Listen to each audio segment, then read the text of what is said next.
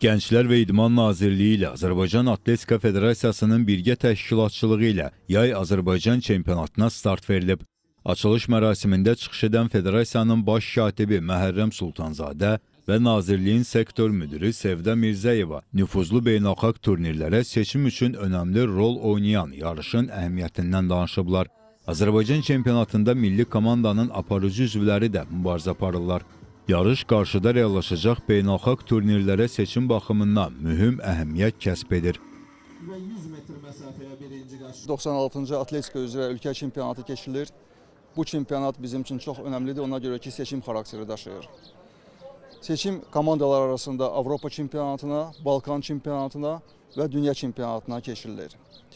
Həmçinin qeyd eləmək istəyirəm ki, bu yarışda Bakı idmançılarından biri də bölgə idmançıları da iştirak edir. 7 bölgə bu yarışlarda iştirak edir və 160 idmançı mübarizəyə qatılıb.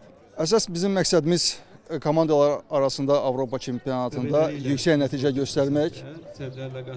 Keçən il 2023-cü ildə biz 14 komanda arasında 12-ci yer tutmuşduq. Məqsədimiz finala düşmək, ilk 8-ə və çalışacağıq ki, bu nəticəni əldə edək. Bundan başqa Balkan çempionatında 7 idmançı ilə təmsil olunacaq və bugünkü yarış göstərəcək bu 7 idmançı kim olacaq. Azərbaycan çempionatının ilk günündə müvafiq olaraq kişilərdə və qadınlarda 100 metr məsafəyə qaçışda Əlhəm Nağıyev və Lamiyə Vəliyeva, 400 metrdə Novruz Əsədli ilə İlahə Quliyeva, 1500 metrdə Bəxtiyar Əskərli ilə Anna Yusupova baş mükafata yələnib. 100 metr məsafəyə sədlərlə qaçışda Ləman İsfəndiyarova, 3000 metr məsafəyə maneələrlə qaçışda Əmrah Nağıyev Azərbaycan çempionu olub.